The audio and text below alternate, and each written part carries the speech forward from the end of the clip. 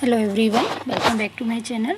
आज हम पढ़ेंगे एनसीईआरटी साइंस स्टैंडर्ड 8 का चैप्टर 8, जिसका नाम है सेल स्ट्रक्चर्स एंड फंक्शंस। इसके स्ट्रक्चर के बारे में कि सेल कैसा होता है और उसके फंक्शंस के बारे में today we will discuss. Okay, so you have already learn that things around us are either living or non living. हमारे आजू बाजू जो भी थिंग्स होते हैं वो कैसे होते हैं, या तो लिविंग होते हैं और या तो नॉन लिविंग होते हैं। टू टाइप्स के थिंग्स होते हैं, ठीक है।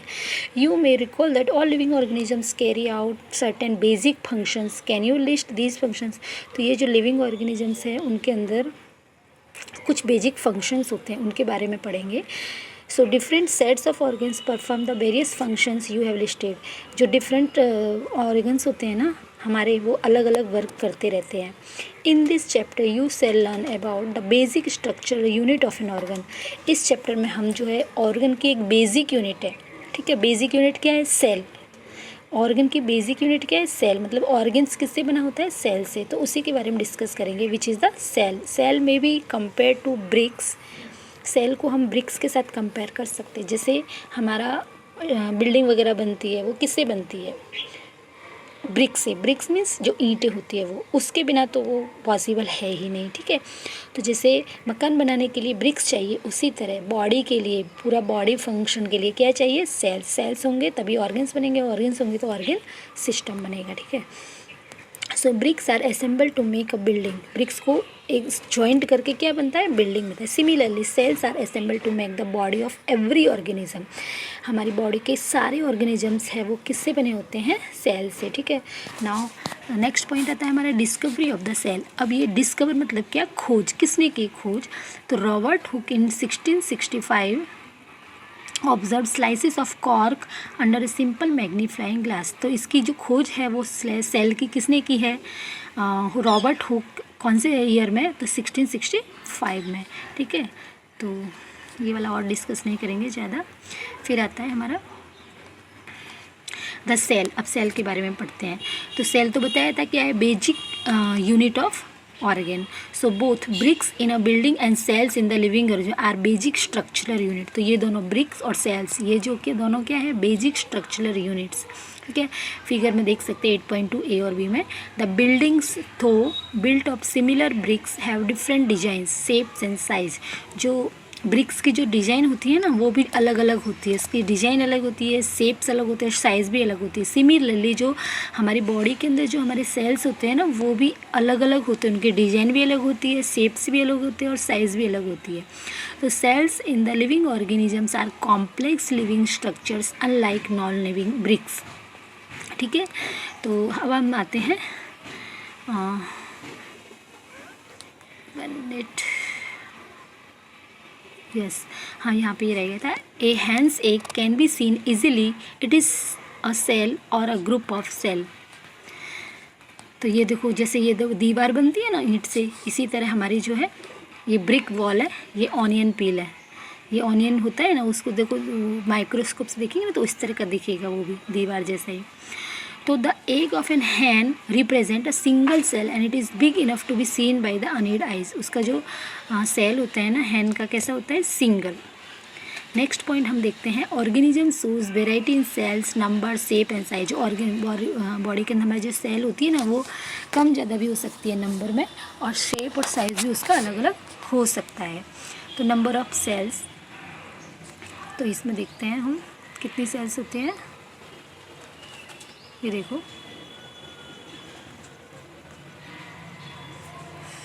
1 minute,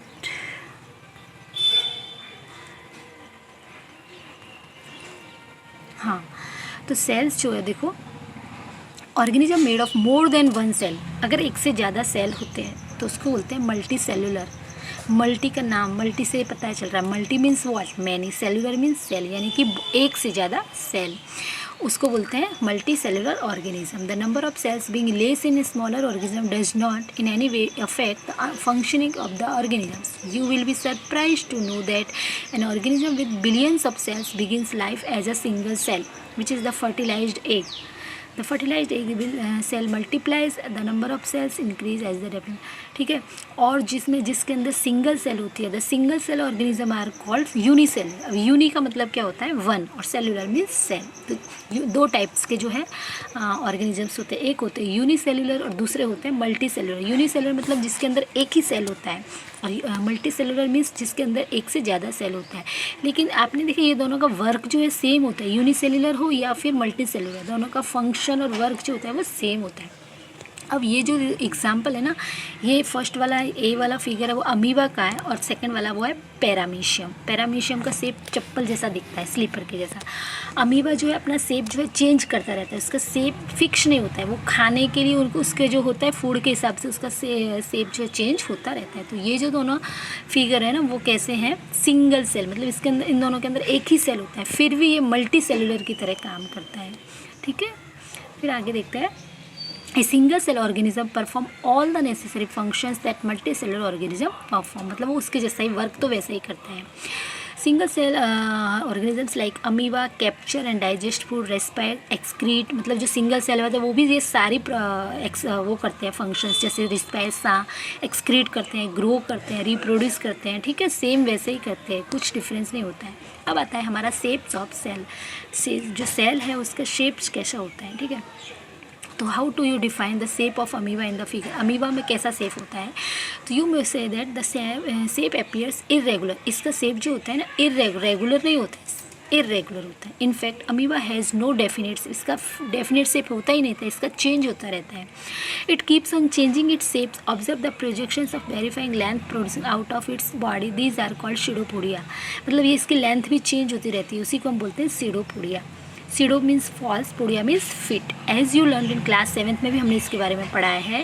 these projections appears disappear as amoeba moves और फीड्स, ये जो प्रोजेक्शन होते हैं वो कभी अपीयर होते हैं कभी डिसअपीयर हो जाते हैं, जैसे अमीबा मूव करता है या तो कुछ फीड करता है, ठीक है। तो ये हमारा अमीबा के बारे में हो गया। अब आते हैं इधर, yes, the change in shape is due to formation of pseudopodia which facilitates movement and help in capturing food। जो चेंज होता है ना उसमें वो किसकी वजह से होता है, pseudopodia की वजह से। अब आता है हमारा एक वाइट ब्लड सेल जिसका शॉर्ट फॉर्म है WBC। W means white, B means blood और C means cell. In human blood is another example of a single cell, मतलब ये जब WBC होता है ना हमारी बॉडी के अंदर, वो भी कैसे सेल का होता है, मल्टी सेलुलर नहीं होता है, सिंगल सेल होता है, मतलब यूनिसेलुलर होता है, विच कैन चेंज इट्स, वो भी अपना शेप चेंज कर सकता है। बट वही WBC is a cell, amoeba is a full fledged organism capable of independent existence. What you expect in organism with millions, ये कोई ज़रूरी नहीं है हमारा।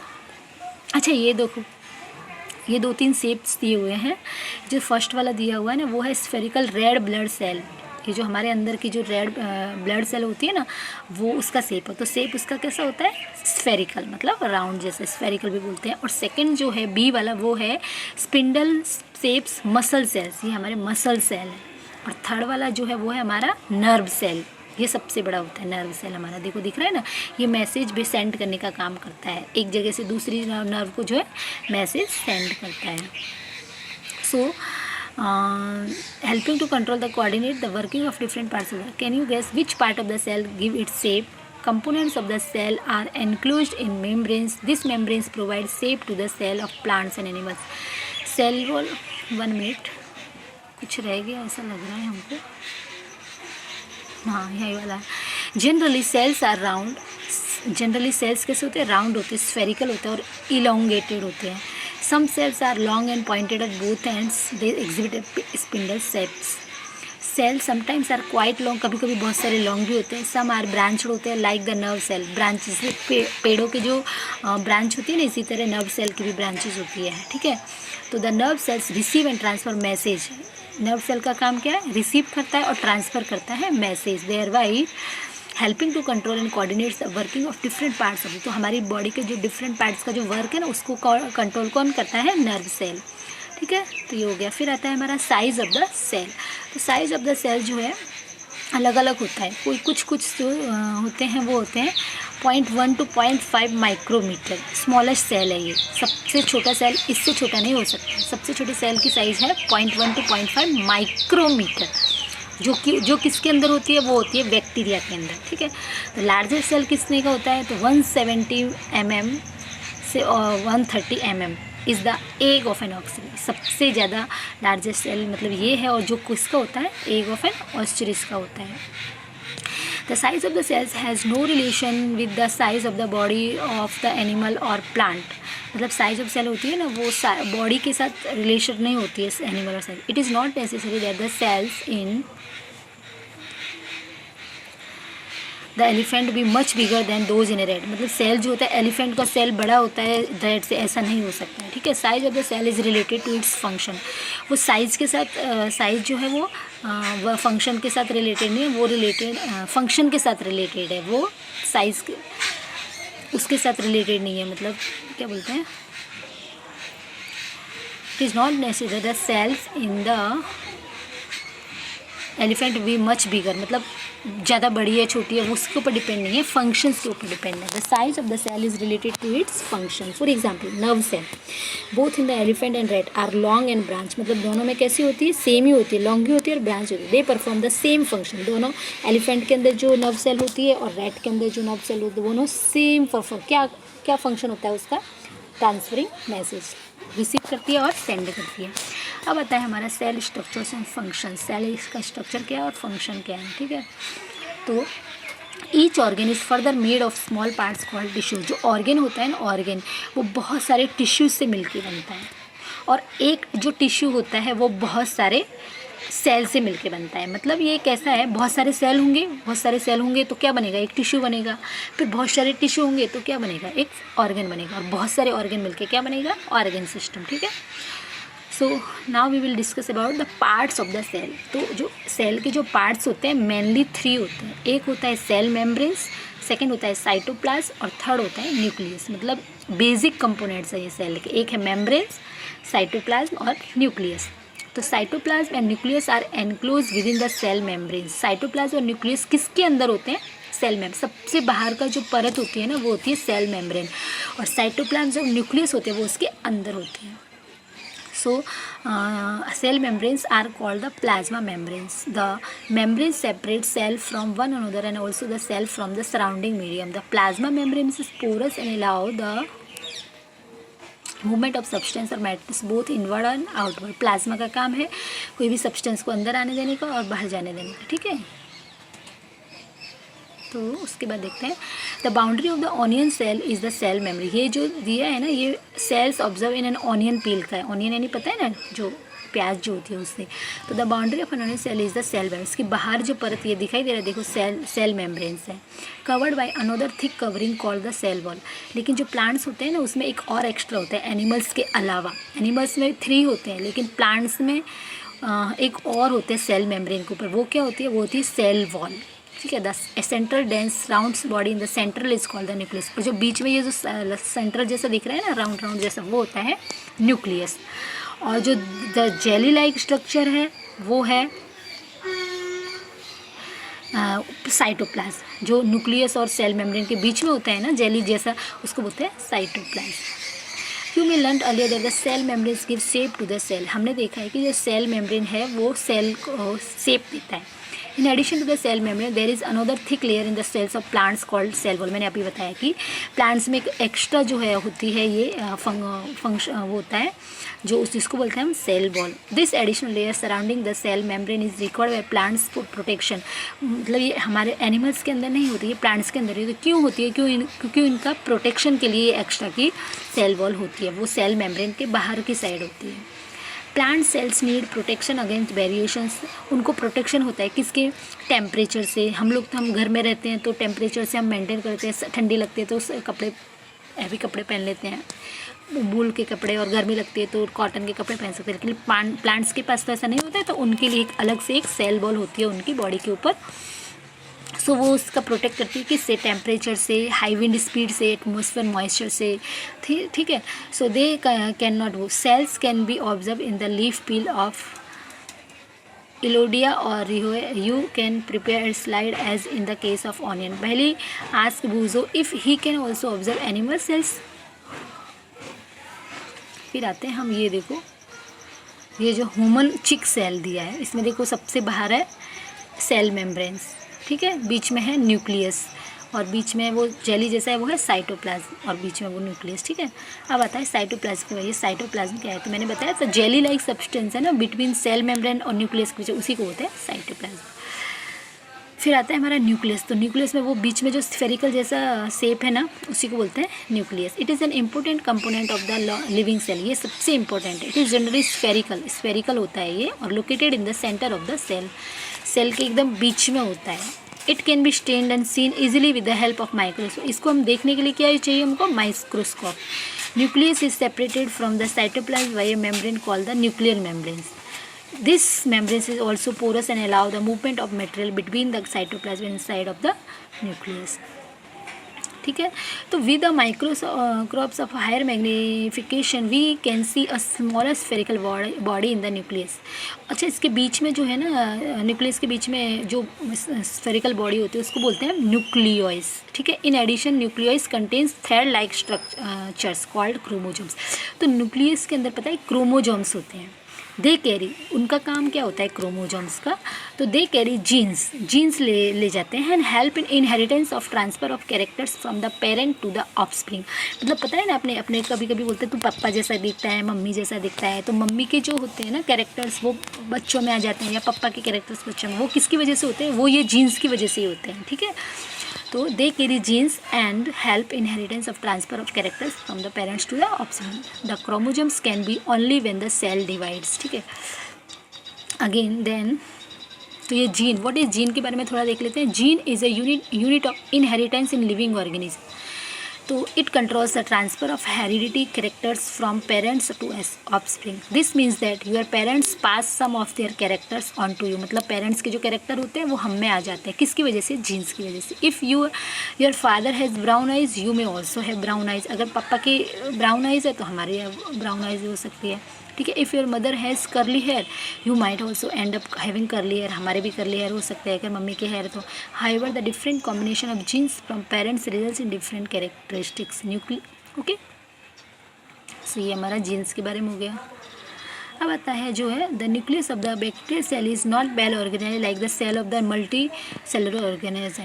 मतलब जो बैक्टीरिया की जो सेल होती है दूसरे सेल की तरह ऑर्गेनाइज नहीं होती है. There is no nuclear membrane. वहाँ उनकी न्यूक्लियर मेम्ब्रेन नहीं होती है. The cell having nuclear material without nuclear membranes are termed, जिसके न्यूक्लियर मतलब the cell having nuclear material without nuclear membrane, जिसमें मेम्ब्रेन्स नहीं होती है ना उसको हम बोलते हैं प्रोकैरियोटिक सेल्स. और जिसके अंदर होती है वो सेल वो उसको बोलते हैं ईकैरियोटिक्स, ठीक है. तो दो टाइप्स के सेल होते हैं. फिर आता है हमारा while observing the onion cells under the microscope. जब हम ऑनियन सेल्स को देखते हैं ना माइक्रोस्कोप से, did you notice any blank structures होता है, बीच में खाली जैसा स्पेस होता है, उसको हम क्या बोलेंगे, vacuole. It could be single and big as in onion cell. Chick cells have smaller vacuoles. Large vacuoles are common in plant cell. Chick में होती है ना वो स्मॉल होती है वैक्यूलर, लेकिन प्लांट में जो वैक्यूलर बिग होती है. Vacuolar in small cells are much smaller. You might have noticed that several small colored bodies in the cytoplasm of the cells of Tridescantia leaf. They are scattered in the cytoplasm of the leaf cell. These are called plasters. They are different colors. Some of them contain green pigment called chlorophyll. अच्छा, plants के अंदर जो green pigment होते हैं ना, green colour होता है leaves का, वो किसकी वजह से होता है, क्लोरोफिल की वजह से. Green colour plastids are called chloroplast. जो ग्रीन कलर के प्लास्टिड्स होते हैं ना उनको बोलते हैं chloroplast. They provide green colour to the leaves. उसकी वजह से लीव्स का कलर होता है green. You may recall that chlorophyll in the chloroplast of leaves is essential for photosynthesis. Photosynthesis के लिए वो क्या होता है, जरूरी होता है ना. अब हम कंपेयर करेंगे comparison of plant and animals. तो यहाँ पे हम कंपेरिज करेंगे दोनों सेल्स दी हुई है. देखो फर्स्ट वाली जो है ए वाली वो प्लांट सेल और सेकेंड वाली एनिमल सेल है. तो दोनों में साइटोप्लाज्म कॉमन होता है. देखो दोनों में ये दिया है ना, साइटोप्लाज्म दोनों में कॉमन होता है. ये जो स्ट्रक्चर है ना, ये इसको ये बीच में जो जेली लाइक उसको साइटोप्लाज्म बोलते हैं. फिर आता है न्यूक्लियस. तो वो भी कॉमन है. इसका प्लांट का न्यूक्लियस ये है और इसका न्यूक्लियस ये है, ठीक है, क्लियर. उसके बाद आता है वैक्यूले. तो वो भी इसमें सेम है. ये ब्लैंक स्पेस इसमें है, ठीक है ना. तो इसमें भी ये ब्लैंक स्पेस है. लेकिन मैंने बताया प्लांट में जो है ये बड़ी होती है, बिग होती है वैक्यूले, और जो एनिमल्स होते हैं उसमें छोटी होती है, ठीक है. लेकिन ये सब तो कॉमन होती है, बट देखो सेल मेम्ब्रेन भी होती है इसके अंदर। देखो इसके अंदर सेल मेम्ब्रेन, ये बाहर का जो है ना बाहर का लेयर है उसको बोलते हैं सेल मेम्ब्रेन, इसका ये बाहर का लेयर। लेकिन यहाँ पे एक ही लेयर है, लेकिन यहाँ पे 2 लेयर है प्लांट में। तो जो बाहर का दूसरा वाला लेयर होता है ना, वो क्या होता है, सेल वॉल। ये सेल वॉल होता है, ठीक है ना। तो मैंने बताया क्यों, क्योंकि प्रोटेक्शन करता है ना टेम्परेचर वगैरह से, फिर मॉइस्चर से, वो सबसे प्रोटेक्ट करता है, ठीक है। और एक और चीज़ एक्स्ट्रा की होती है, वो होती है क्लोरोप्लास्ट। ये जो है ग्रीन ग्रीन जैसा होता है, वो होता है क्लोरोप्लास्ट। तो ये क्लोरोप्लास्ट और ये सेल वॉल, ये जो प्लांट के अंदर एक्स्ट्रा के होते हैं, वो जो है एनिमल्स में नहीं होते हैं, बाकी सब सेम होते हैं, ठीक है। तो यही है, आपको ये कंप्लीट कर देना है कंपैरिजन प्लांट सेल कि सेल मेम्ब्रेन दोनों में प्रेजेंट होते हैं, सेल वॉल दोनों एक में प्रेजेंट और एक एनिमल्स में एब्सेंट होते हैं। न्यूक्लियस तो दोनों में प्रेजेंट आएगा, न्यूक्लियर मेम्ब्रेन दोनों में आएगा प्रेजेंट, साइटोप्लाज्म वो भी दोनों में प्रेजेंट आएगा, प्लास्टिड्स जो है वो प्लांट सेल में प्रेजेंट आएगा और एनिमल में एब्सेंट है, वैक्यूले तो वो दोनों में प्रेजेंट आएगा, ठीक है, क्लियर। तो ये हमारा चैप्टर यहाँ पे फिनिश होता है। ओके, आई होप आपको समझ में आ गया होगा। अगर समझ में आ गया हो तो मेरे वीडियो को लाइक कर देना, चैनल को सब्सक्राइब कर लेना, ताकि आपके लिए और ऐसी अच्छी अच्छी वीडियो लेके आती रहूँ। Thank you so much. Thanks for watching. Take care of you.